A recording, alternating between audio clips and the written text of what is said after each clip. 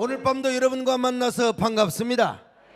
그것도 철야 기도에 나오셔서 함께 찬양하고 기도하고 말씀을 나누게 된 것, 이것 또한 하나님의 주신 큰 은혜요 축복임을 믿습니다. 오늘 이 자리에 오신 여러분들에게 하나님의 은혜가 가득하시기를 축원합니다.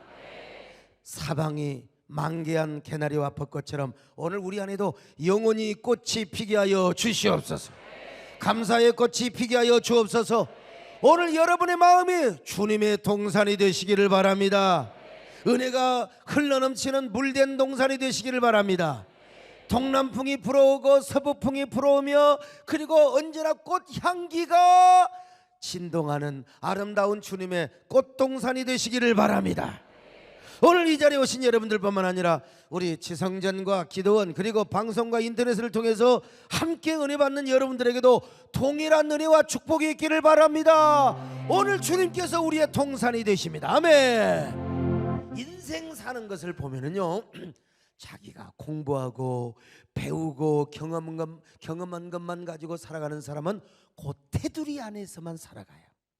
자기 지식, 자기 재주, 자기 어떤 경험, 그 안에 그 바운더리, 자기 성을 벗어날 수가 없어요. 그 정도 영역 안에서만 살아. 박사학위를 뭐 5개, 6개 받아도 그 아는 지식의 범주 안에서만 살아간다 이 말입니다, 여러분요. 그러나 성령을 따라 사는 사람, 성령의 감동을 따라 사는 사람, 언제나 성령의 인도를 따라 사는 사람은 언제나 여러분 자기가 아는 그 지식의 영역, 이게 아웃레이라고 하는 거예요. 여러분 경계선을 지나서 언제나 이 사람은요 영역 밖에서 자기가 알 수 없는, 상상할 수 없는 세계에서 살아간다는 사실을 아셔야 돼요. 보통 사람들은 다 자기가 알아봤자 그 3차원의 세계예요.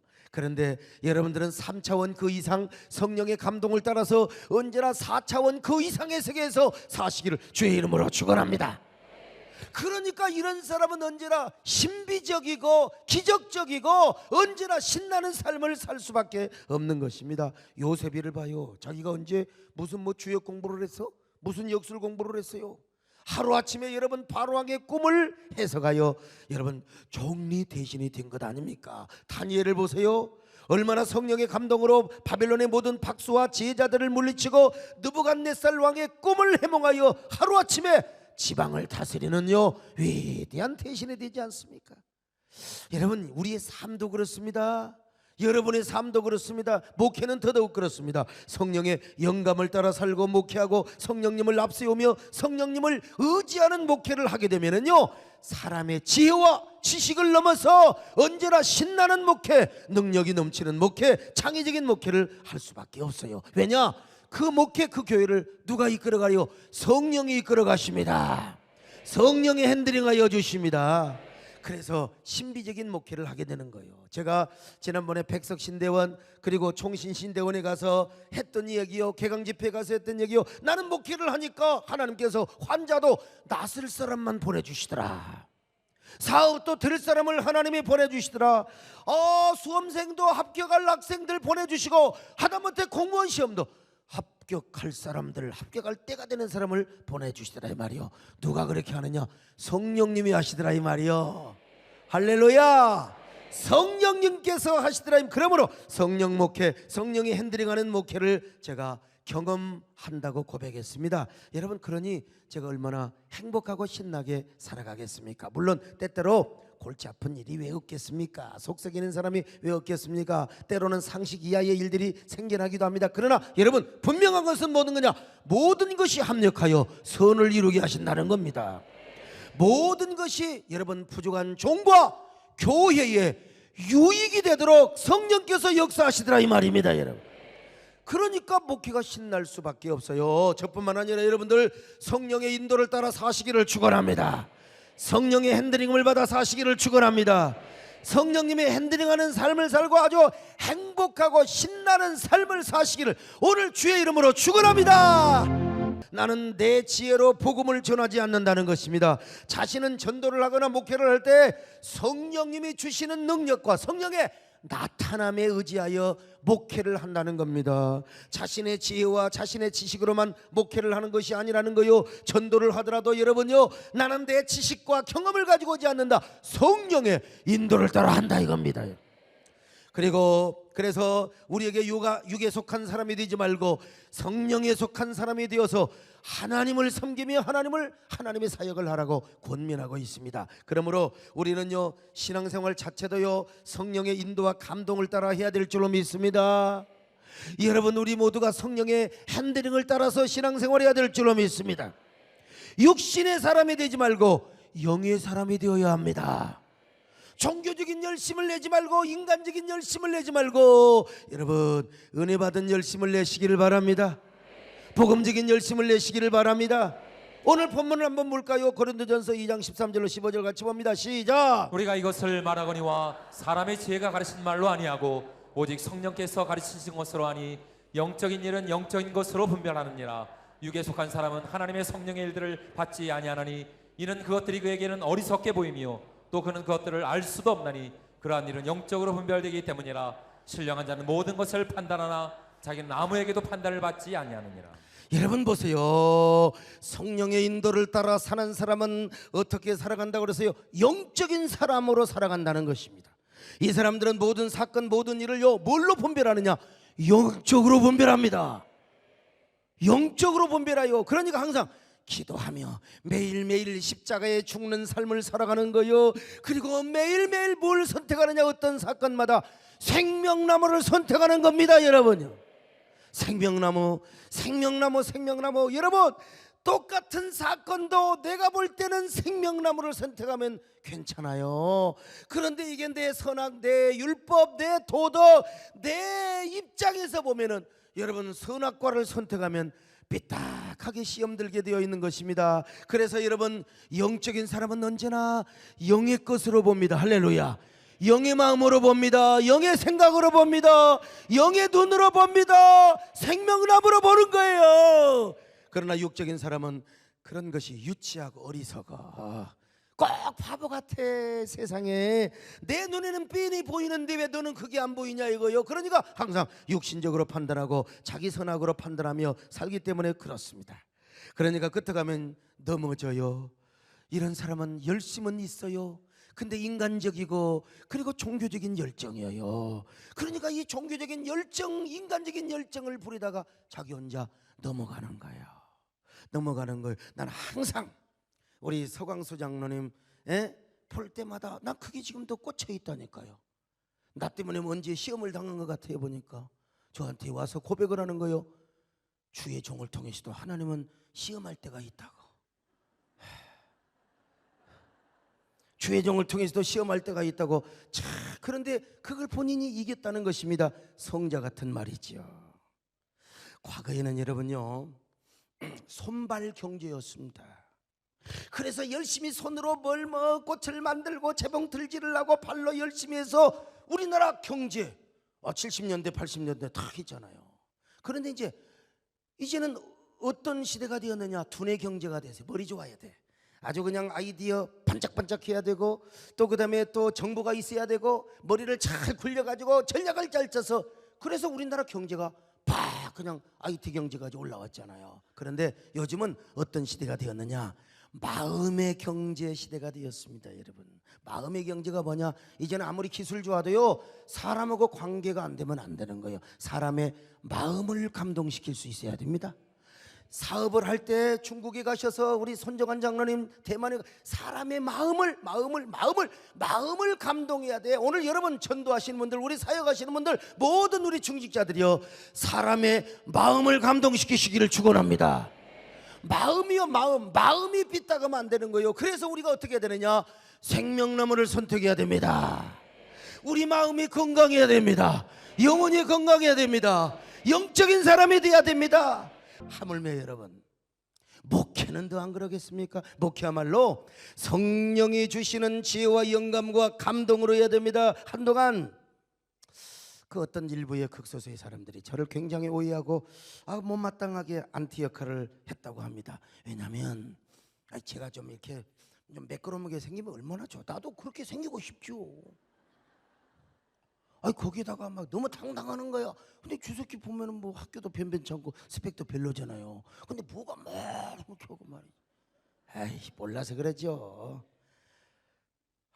내가 그래도 여러분 삶의 현장에서 얼마나 성령님을 의지하고 살아가는데 저라고도 막 이렇게 해도 막 사람들이 모여드는 거요. 이상하게 자기 스타일하고는 안 맞는다는 거요. 여러분 안 맞아도 하나님이 쓰시면 되는 거예요. 여러분 제가 얼마나 성령님을 의지하는데요, 얼마나 성령님의 감동과 지혜 속에 살아가는데요. 여러분 요즘은 그러다가 예술, 문화, 영역까지 그냥 제가 넓혀가잖아요. 그러기 위해서 제가 적당히 살아간 줄 아십니까? 얼마나 노력하고 연구하겠습니까? 물론 저도 과거에는 정권사님처럼 오래 기도밖에 없어서 기도밖에 몰랐어요. 오직 수두원적 영성. 지금도 우리 정권사님은 오늘도 물어봤어요. 밥 먹으면서 오늘 하루 내 천국만 생각했습니까? 그랬더니 눈을 좀 깔아대면서 아니 뭐 옛날에 뭐 그 은혜 받은 것도 생각하고 어떻게 맨날 지난번에는 맨날 천국만 생각한다고. 이게 뭐요? 수도원적 영성입니다. 네, 그래도 외통수지요. 그래도 존경해. 낮이나 밤이나 성경 읽고 힘들어도 기도하고. 그런데 저는 이 수도원적 영성을 기반으로 해서 저는 현대적 지성과 그리고 문화예술적 감성을 가지고 내가 광장으로 나가는 사람입니다. 나가서 소통도 하고 검투사와 같은 투혼도 발휘를 하면서 말이죠, 문화예술적 광장 그리고 언론의 광장, 건강한 사회를 이루기 위한 영적 전투의 광장으로 제가 나가는 사람이에요. 그러기 위해서 성령의 영감을 기본으로 하지만 그러나 성령의 은혜 속에서 노력을 얼마나 해야 되겠습니까? 우리 정근사님 뭐 성경만 보잖아요. 독서할 필요가 없어요. 뭐 시 같은 거 읽을 필요가 없어요. 세상 노래 알 필요도 없어. 그냥 수도원적 영성으로만 그렇게 사역하고 기도하는 사람은 그러죠. 그러나 시대와 소통하고, 여러분 왕은요 한 나라를 구원하지만 진정한 영웅은 시대를 구원하는 사람이요. 그래서 진정한 영적인 영웅이요 리더가 되기 위해서는 시대를 구원하고 시대와 소통하며 시대와 교감하기 위해서는 노력을 해야 된다 이 말이요. 그러니까 제 삶에 뭐가 있느냐? 영혼이 있고 그리고 제 사역에도 영혼이 있을 수밖에요. 요즘은 기업에도 영혼이 있어야 된다고 하지 않습니까? 이 기업이 무조건 커진다고만 좋아진 게 아니에요. 올라갈수록 나중에 박살납니다. 박살나. 올라가다가 나중에 팍 떨어져 버리면 진짜 곤란해요. 그래서 그 기업에 영혼이 있어야 되고 가치가 있어야 되고 여러분 철학이 숨쉬고 있어야 된다는 거 아니겠습니까? 그래야 그 기업이 쫙 견고하게 되는 거예요. 이번에 우리 이종민 목사님 박사학위 논문을 썼는데 우리 세대의 어떤 문화, 담임 목사의 목회 철학이 어떻게 문화가 이루어지고 그 문화는 성도들을 지배하고 성도들에게 어떤 그 신앙에 주입된 세계를, 내가 정확히 읽어보진 않았지만 아무튼 그런 얘기를 하는 거예요. 아주 훌륭한 논문을 써서 미국의 교수들이 딱 보더니 이거 진짜 대단한 논문이다, 대단해. 이게 진짜냐 구라치는 거 아니냐. 그랬더니 맞다고 하니까 내가 20년을 세대께서 사역을 했다. 그랬더니 그게 사실이라면 담임 목사를 너무나 신격화시키는 거 아니냐고. 신격화시키는 게 아니라 사실이 그렇다고. 의도적으로 그런 것이 아니라 사실이 그렇다고. 그래서 빨리 그 논문을 지금 한번 보려고 하는데 아무튼 간에요. 그런 것입니다 여러분. 기업에도 영혼이 있으면 그런 거예요. 하물며 교회에 성령의 감동이 있고 성령이 인도하시는 가치와 분명한 그런 진리의 시스템이 우리 교회 안에 있다면요, 교회는 견고하게 부흥하는 것입니다. 요즘 일반적인 교회 시각으로 우리 교회를 보면 진짜 어찌 보면 미쳤지요. 그러나 여러분 생각해 봐요. 우리의 신앙생활에 영혼이 없는 껍데기, 빈 껍데기 생활을 한다고 해보세요. 빈 껍데기 가지고 우리가 교회 사역을 하고 빈 껍데기 가지고 여러분 종교적인 신앙생활을 한다고 생각해 보세요. 그건 완전히 교회가 수라장이 되는 거지요. 교회 사역에도 영혼이 있어야 됩니다. 할렐루야. 교회 사역에도 영혼이 있어야 된다니까요. 그 영혼이 무엇입니까? 성령께서 인도하시고 핸들링하시는 그런 성령과 어떤 성령의 감동과 그리고 인도하심과 영감이 아니겠습니까? 그러므로 오늘 우리는 신앙생활도 성령의 인도 따라 해야 됩니다. 우리 모든 교역의 사역에 성령의 핸들링이 있어야 됩니다. 그러면 우리가 어떻게 성령의 핸들링하는 신앙생활을 할 수 있고 그런 사역을 하며 그런 교회를 이룰 수 있을까? 첫째, 성령님을 어떻게든지 기쁘시게 하려고 해야 됩니다. 하나님을 기쁘시게 하려고 해야 됩니다. 성령님을 기쁘시게 하려고 하면은요, 몇 가지를 해야 되는데, 항상 먼저 그분의 눈치를 보며 성령님의 비유와 기분을 맞춰 드리려고 노력해야 됩니다. 여러분, 우리의 신앙생활이 무엇이에요? 우리의 목회가 무엇입니까? 교회가 무엇입니까? 먼저 하나님의 기분, 하늘에 계신 저 어른의 기분과 비유를 맞춰주는 일을 먼저 우선적으로 해야 됩니다. 그러니까 하나님이 항상 눈치를 봐야 돼. 항상 무슨 일을 해도, 무슨 말을 하고 판단을 해도 저 어른의 눈치를 먼저 봐야 돼. 그리고 저분의 비위를 맞춰야 될 줄로 믿습니다. 항상 그분이 경계해 주신 그 안에서 눈치 보면서 우리가 신앙생활해야 돼요. 사역해야 돼요. 갈라디아 1장 10절을 같이 볼까요? 시작. 이제 내가 사람들에게 좋게 하랴 하나님께 좋게 하랴 사람들에게 기쁨을 구하랴 내가 지금까지 사람의 기쁨을 구한 것이었다면 그리스도의 종이 아니니라. 그렇습니다. 여러분요, 나도 목회하면서 사역을 하면서 보면은 우선순위를 하나님께 먼저 두는 겁니다. 아멘. 하나님께 두시기를 축원합니다. 그러면 하나님께서 내 인생, 내 사역, 내 교회 형통하게 만통하게 축복해 주시는 것을 봐요. 여러분, 신앙생활이겠습니까? 정말 하나님을 기쁘시게 해보세요. 사람을 기쁘게 하고 사람에게 칭찬받으려는데 우선순위 마시고, 하나님이 기뻐하시면 된다. 하나님이 기뻐하시면 된다. 물론 담임 목사님이 기뻐하고 그러면 좋겠죠. 그러나 여러분, 하나님이 기뻐하시면 하나님이 칭찬해 주신다. 설사 담임 목사님이 좀 요즘 내가요 참 이게 좀 내가 보면 이걸 그렇게 까먹어요 자꾸요. 이게 우리 신학교 교수님들이 몇 분 계시잖아요. 뭐 이성 교수님은 조금 젊어서 그렇지만 내가 우리 또래 되는 신성욱 교수님한테요, 아이고 요즘은 단어들이 깜빡깜빡한다고 그랬더니, 아이고 나는 강의를 하다가도 그냥 이게 잊어먹어 본대야 그냥. 그래서 그게 그렇게 내가 위로가 되는 거예요. 난 나만 그런 줄 알았더니 맨날 그냥 책 보고 강의하는 분도 그런다고 하니까 야, 위로가 되는 거예요. 여러분, 그래, 우리 목사님이 까먹었지, 우리 목사님이 몰라도 언젠가는 생각나게, 어쩌다 생각이 나겠지, 건망증이 많은 사람이지만, 그러다가 그래도 여러분, 하나님이 기억하시고 하나님이 기뻐하시면 하나님이 칭찬해 주실 줄로 믿습니다. 여러분, 하나님께서 그러면요 형통하게 해주세요. 여러분의 삶을 보상해 주시는 거요. 히브리서 6장 10절에 보니까 뭐라고 그랬습니까? 우리 하나님은 결코 성도들의 봉사를 잊지 아니하시느니라. 여기 소목사는 까먹을 수 있고 잊을 수 있지만 하나님은 잊지 않으신다. 하나님은 잊지 않으신다. 여러분, 그러므로 언제나 하나님을 기쁘게 하시기를 축원합니다. 하나님을 기쁘게 하시기를 축원합니다. 그분의 은혜를 높이고 자랑해야 돼요. 내 자랑하면 안 된다니까. 주님의 모든 것을 주님이 하셨습니다. 어제도 기도회 때 말씀드렸지만 우리에게 자랑할 것이 있다면 뭐요? 나의 연약하고 못난 부분을 자랑하라고 했지 않습니까? 그리고 나서 뭘 자랑하라고 그랬어요? 십자가 자랑하라고 그랬잖아요. 그런데 우리에게 더 중요한 것이 또 하나 있습니다. 그것은 바로 나의 부족하고 못난 것을 자랑하면서 이제 성령님의 은혜를 높여야 됩니다. 하나님의 주권을 높여야 됩니다. 하나님의 전능하심을 높여야 됩니다. 아이고, 나는 미련하고 연약하더라도 성령님이 지혜 주심을 고백해야 돼요. 아이고, 나 같은 빠가도 하나님이 쓰세요. 나같이 무능하고 부족하더라도 주님의 능력과 권능을 높일 수 있어야 됩니다. 여러분, 내 삶의 비결과 목회의 비결이 그렇습니다. 부족하지만 옛날에는 여러분, 저도 젊음의 객기가 있었어. 나도 왜냐면 열등이실 거 아니요. 나도 뭐 좋은 대학 안 나오고 그러니까 뭐 나도 막 그러잖아요. 사람들 앞에서 나도 젊은 시절에 말이요, 글짓기도 하고 내가 웅변도 하고 내가 공부도 뭐 이렇게 했고 저러고, 그런 젊음의 객기가 나도 있었어요. 왜 없었겠어요?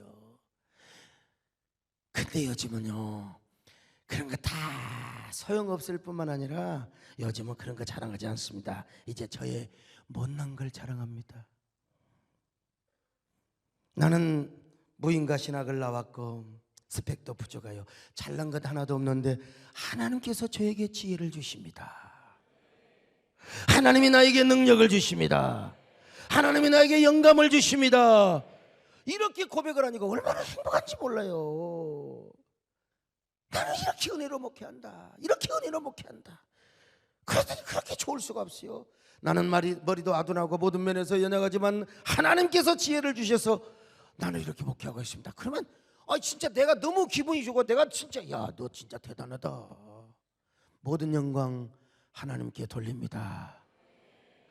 하나님의 은혜, 성령님의 은혜와 성령님의 역사를 높인다 이 말이요. 그래서 사도 바울도 뭐라고 고백합니까? 고린도전서 1장 25절 같이 보실까요? 시작. 하나님의 미련한 것이 사람보다 지혜 있고 하나님의 약한 것이 사람보다 강하니라. 고린도전서 1장 27절로 29절 같이 보실까요? 시작. 그러나 하나님께서 세상의 미련한 것들을 택하사 지혜 있는 자들을 부끄럽게 하려 하시고 세상의 약한 것들을 택하사 강한 것들을 부끄럽게 하려 하시며 하나님께서 세상의 천한 것들과 멸시받는 것들과 없는 것들을 택하사 있는 것들을 폐하려 하시나니 이는 아무 육체라도 하나님 앞에서 자랑하지 못하게 하려 하십니다. 야, 여러분 이게요 사도 바울의 이야기지만 이건 완전히 내 이야기라니까. 완전히 저도 보세요. 저 같은 사람을 들어서 하나님께서 이 시대에 난 진짜 별볼 일 없는데 어떻게 하다 보니까 이 시대에 쓰임받고 있는 거예요 지금. 진짜 부족한 사람에게 용기를 주시고 진짜 어떨 때 보면 내가 겁대가리가 전혀도 없어요. 왜 이렇게 담대한지 몰라. 여기 보면요 하나님께서 세상에 미련한 것들을 택하사 지혜 있는 자들을 부끄럽게 하셨다고 말씀하지 않습니까? 세상에 약한 것들을 택하사 강한 것들을 부끄럽게 하시고 천한 것들을 택하사 멸시받는 것들 없는 것들을 택하사 있는 것들을 폐하게 하시려고 여러분 못난 사람을 불러주셨대요. 여러분 목적이 뭔 줄 아세요? 아무 육체라도 자랑하지 못하게 하려는 아무 육체라도. 여러분 가끔 제가 이렇게 우리 종이 박스가 있잖아요. 비서실에 거기 올라갑니다. 그래서 이제 황선미 목사 오라고 하면은 내가 훨씬 커요. 조 집사는 완전히 뭐 난장이고 한 1m 90대거든요. 종이 박스 올라가면 이야 내가 이렇게 키가 크면 얼마나 좋을까. 성령 보도록 얼마나 멋있겠어요. 근데 하나님께서는 그러면 제가 또 제 육체를 자랑할 거 아니요? 육체를 자랑할 거 아니요? 하나님께서 그것까지 딱 막아 놓으셨어요. 딱 막아 놓으셨어요. 남들은 박종 목사님은 높은 구두 신어도 아무 이상이 없. 나는 그 구두를 신으면 허리가 아파버려. 영 불편해. 육체를 자랑하지 못하게. 그래서 오로지 하나님만 높이고 하나님만 찬양하고 하나님만 기쁘시게 하려는 그분의 은혜만 높이고 자랑하게 하려고 하시는 거예요. 그러니까 하나님 편에서 보면 내가 복받은 사람입니다. 복받은 사람. 며칠 전에 우리 성광의 목사님이 이런 얘기를 저한테 하시더라고. 손자병법에 보면은 몇 가지 그 장수, 몇 가지 장군이 있는데 첫째는 맹장이 있대. 맹장은 이제 맹장 떼는 그 맹장이 아니고 얼마나 무섭든지 부하들이 감히 그 맹장 앞에서 거짓말을 할 수 없다는 거예요. 거짓말을 하면은 어허 뭐 알아불어. 이 정권사님 눈을 봐. 맹장은 그 눈빛 앞에서 거짓말을 못 한다는 거예요. 그 다음에 지장이 있는데 이 지장은 너무나 똑똑해서 부하가 속이고 싶어도 다 알아보라. 워낙 똑똑해서 정보를 다 끼고 있어요. 근데 이제 덕장이 있어요. 덕장. 이 덕장은요 장군을 부하들이 속일 수는 있지만 너무나 덕이 많고 어지러서 감히 속일 수가 없다는 거예요. 근데 맹장, 지장, 덕장보다 더 중요한 장군이 있는데 바로 그 장군이 복장이라고. 복장. 부하가 설사 그 장군을 속인다 할지 속여. 분명히 부목사 교인들이 나를 속여. 그런데 그 속인 일 때문에 그 복이 누구한테 돌아가느냐? 장군에게 돌아가고 화는 자신에게 돌아간다는 거예요. 거짓말하는 이 병졸한테 돌아간다는, 이게 바로 복장이라는 겁니다. 복장. 근데 우리 선 목사님 저한테 뭐라고 한 줄 아세요? 목사님이야말로 복장과 같은 분입니다. 아멘을 안 하시네. 뭐 하려면 하고 말라면 말고요. 아무튼 맹장, 지장, 덕장의 요소도 있지만 목사님 그보다 더 중요한 복장이십니다. 이걸 내가 이야기하면 좀 거시기 하는데 이걸 우리 부목사님이 이 얘기를 하셨다는 겁니다. 여러분, 저는 이렇게 보면요 우리 교육자들과의 관계, 장로님들과 관계, 성도와의 관계 보면 아니 진짜 복이 저에게 오는 것 같아. 모든 복이 저에게 오는 것 같아요. 그래서 제가 뭐냐? 복장입니다, 여러분. 저뿐만 아니라 여러분도 복장 되시기를 축원합니다. 그러기 위해서 우리가 어떻게 해야 되느냐? 하나님을 높여야 됩니다. 성령님의 은혜를 자랑해야 됩니다. 하나님의 비유를 맞춰야 됩니다. 하나님의 은혜를 자랑하시기를 바랍니다. 그래서 복장 되시기를 축원합니다. 옆 사람하고 한번 인사 좀 하세요. 어쩜 이렇게 집사님은 복장처럼 생기셨어요? 뭐 왕이 되기 전에는 그렇다고 합시다. 왕이 된 이후에도 언제든지 하나님을 높였습니다. 자, 사무엘하 5장 12절 같이 보실까요? 시작. 다윗이 여호와께서 자기를 세우사 이스라엘 왕을 삼으신 것과 그 백성 이스라엘을 위하여 그 나라를 높이신 것을 아니라. 여러분, 사람이 복 받고 나면요, 내가 잘나서 복 받은 줄 알아. 어쩔 수 없이 사람이 교만해집니다. 어쩔 수 없이. 이걸 이기는 사람은 더 높은 복을 받아요. 제가 경험자 아닙니까? 어쩔 수 없이 우리는 교만이 이 뼛속 깊은 곳까지 스며들어 있어요. 그래서 이 교만, 이놈의 음란, 음탕한 생각, 자기를 높이려고 하는 거, 자기 인정받으려고 하는, 여러분 이거 십자가에 못을 박아야 됩니다. 이 다윗이가 얼마나 참 인간적으로 훌륭해요. 자기가 왕이 된 후에도 이건 내가 잘나서 그런 게 아니요, 내가 고생을 해서 그런 것이 아니요, 하나님이 나를 높여주셨습니다. 난 이런 말씀을 볼 때마다 저도요 항상 습관적으로 하나님 은혜입니다. 하나님 은혜입니다. 하나님 덕분입니다. 모든 영광 하나님 받아 주시옵소서. 그러니까 하나님께서 제 목회를 형통하게 하시고, 또 하나님께서 저 자신을 존귀하게 해주는데, 또 가끔 또 이제 속썩이는 사람, 가끔 또 이제 교회 문제가 생겨. 그러면 나는 아이고 하나님, 내가 어디가 또 어디가 막혔습니까? 하나님, 내가 또 하나님 앞에 뭘 기도해야 되고, 뭘 내가 하나님 앞에 좀 잘못한 거 있습니까? 난 그것부터 항상 생각해. 여러분도 이런 지혜가 있기를 축원합니다. 그래야 하나님께서 여러분의 삶을 형통하게 해주시고 평탄하게 해주세요. 저도 어지간히 하나님께서 저의 축복을 연기하고 그런 적이 있어요. 근데 여러분 축복이 연기되고 이런 사람 다시 기도해 보세요. 하나님 왜 연기하셨는가? 하나님 왜 나에게 이렇게 인간관계에 왜 이런 충돌이 생기는가? 그래서 내가 여러분, 꽃밭을 거니는 자는 사막으로 다시 가라고 했잖아요. 그리고 사막을 다녀왔으면 다시 꽃밭으로. 이거 이 시대의 위대한 시입니다. 내가 어떻게 이런 시를 썼는지 나도 모르겠어요. 어떻든 여러분, 하나님의 은혜를 자랑하시기를 축원합니다.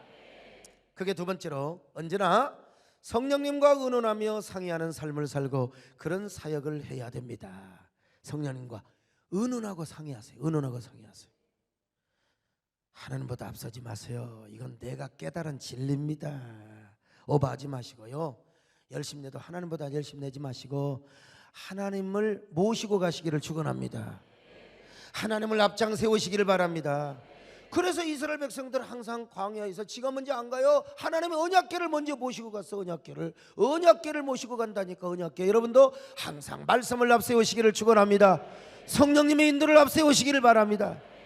그래서 이 다윗과 사울을 한번 비교해 보세요. 사울은요 항상 자기 중심의 삶을 살고, 다윗은 하나님 중심의 삶을 살았는데, 두 번째는요, 사울은 하나님과 의논을 안 해. 항상 지 멋대로 하는 거요. 지 신념과 지 철학과 자기의 모든 고집대로 사는 거요. 그러나 다윗은 언제나 하나님과 의논하며 살았습니다. 할렐루야. 의논하며 살았어요. 다윗은 항상 광야에서 도피하는 삶을 살았는데요, 사울이 다윗을 잡으려고 특공대를 거느리고 사냥개를 풀어놓은, 아무리 곰도 사냥개가 그냥 17마리 하면 곰도 어떻게 할 수가 없어요. 다윗이가 아무리 용맹하고 아무리 잘 숨어도 3,000명의 특공대를 풀어버리면 다윗이가 어떻게 하느냐 이 말입니다.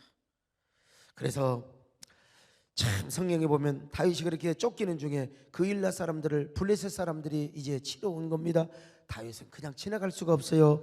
그래서 그일라 사람들을 구원하려고 했더니 다윗의 부하들이 절대로 안 됩니다. 그랬다가는 그일라 사람들은 고사하고 우리까지 정체가 노출이 되고 그리고 뭐요 꼬리가 잡혀서 결국 죽게 되어 있습니다. 그냥 가셔야 됩니다. 그랬더니 다윗이가 다시 한번 하나님께 상의를 하는 거예요. 하나님, 부하들은 가라고 하는데 어떻게 하면 좋겠습니까? 하나님 응답하여 주옵소서. 그랬더니 하나님께서 야, 부하들 말 듣지 말고 내 말 들으라. 가서 그들을 구원하거라. 그래서 다윗이 가서 구원을 했던 거 아닙니까? 자, 사무엘상 23장 2절 같이 보실까요? 시작. 이에 다윗이 여호와께 묻자와 이르되 내가 가서 이 블레셋 사람들을 치리까? 여호와께서 다윗에게 이르시되 가서 블레셋 사람들을 치고 그 일날을 구원하라 하시니. 아니 부하들이 또 반대하잖아요. 그래서 또 하나님께 또 물어봤어요. 23장 4절 봅니다. 시작. 다윗이 여호와께 다시 묻자온데 여호와께서 대답하여 이르시되 일어나 그 일나로 내려가라. 내가 블레셋 사람들을 내 손에 넘기리라 하신지라. 어려운 중일수록 힘든 중일수록 하나님과 의논하시기를 바랍니다. 말도 안 되는 감동이 오는 것 같아도 그거 묵살하지 마시고 다시 한번 그거 영감을 붙잡고 기도해 보시기를 바랍니다. 이스라엘과 블레셋의 전투가 끝났어요. 이 전투로 말미암아 사울 왕이 죽었습니다. 그럼 이제 다윗이 이스라엘에게 나타나야 되잖아요. 안 나타나는 거예요. 하나님께 먼저 물어봤습니다. 하나님, 제가 어떻게 해야 되겠습니까? 그랬더니 유다 한 성읍으로 가거라. 그러면 유다 성읍 어디로 올라가야 되겠습니까? 헤브론으로 가거라. 자, 사무엘하 2장 1절 봅니다. 시작. 그 외에 다윗이 여호와께 여쭈아르되 내가 유다 한 성읍으로 올라가리이까? 여호와께서 이르시되 올라가라. 다윗이 아르되 어디로 가리이까? 이르시되 헤브론으로 갈지니라. 여러분, 다윗은 전쟁할 때도 하나님께 물어봤습니다. 전쟁할 때 블레셋 놈들이 이스라엘을 쳐들어왔잖아요. 그때 그는 먼저 하나님께 기도합니다. 하나님, 제가 어떻게 해야 되겠습니까? 블레셋 놈들을 내가 먼저 선제 공격할까요? 아니면 저놈들이 쳐들어올 때 방어를 해야 될까요? 그랬더니 하나님께서 야, 네가 먼저 선제 공격을 하거라. 내가 저놈들을 내 손에 붙이리라 했어요. 사무엘하 5장 17절로 19절 같이 봅니다. 시작. 이스라엘이 다윗에게 기름을 부어 이스라엘 왕으로 삼았다함을 블레셋 사람들이 듣고 블레셋 사람들이 다윗을 찾으러 다 올라오매 다윗이 듣고 요새로 나가니라. 블레셋 사람들이 이미 이르러 르바임 골짜기에 가득한지라. 다윗이 여호와께 여쭈어 이르되 내가 블레셋 사람에게로 올라가리까? 여호와께서 그들을 내 손에 넘기시겠나이까 하니 여호와께서 다윗에게 말씀하시되 올라가라. 내가 반드시 블레셋 사람을 내 손에 넘기리라 하신다. 다윗은 이렇게 항상 의논했어요. 그런데 이게 사울은요 미친 마귀하고 의논하는 거예요. 소곤 신접한 여인을 찾아간 거 여러분 너무나 잘 알고 있지 않습니까? 그러니까 여러분요 언제나 성령님과 의논하시기를 바랍니다. 마귀하고 의논하지 마세요. 괜히 선악과하고 의논하지 마세요. 여러분요 그러면 내 영혼이 죽습니다.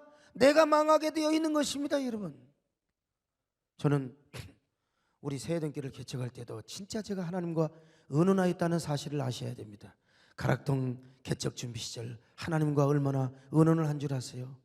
자, 그리고 서울로 올 때, 가락동으로 올 때, 프라미스 콤플렉스를 건축할 때 여러분 얼마나 제가 하나님 앞에 의논한 줄 아세요? 오죽하면 내가 개척하기 전에 남산타워에 없는 돈에 우리 정권사님 모시고 가서 63빌딩 올라가고 참 진짜 추억이다 추억.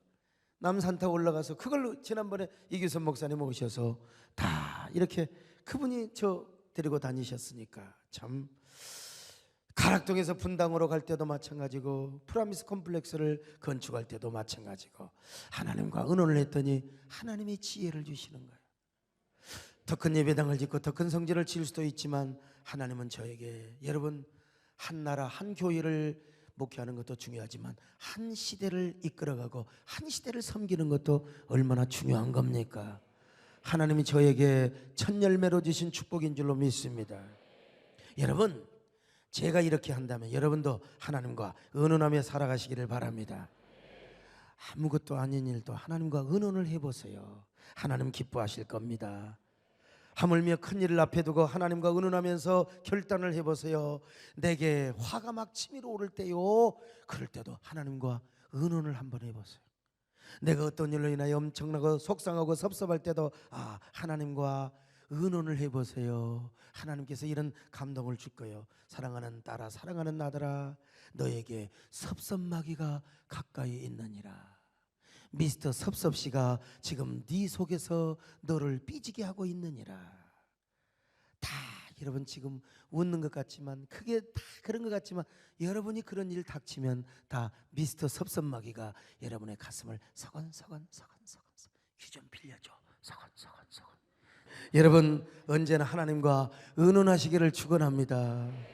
그래서 성령이 여러분을 핸들링하며 우리 교회야말로 성령이 핸들링하는 교회를 이룰 수 있기를 바랍니다.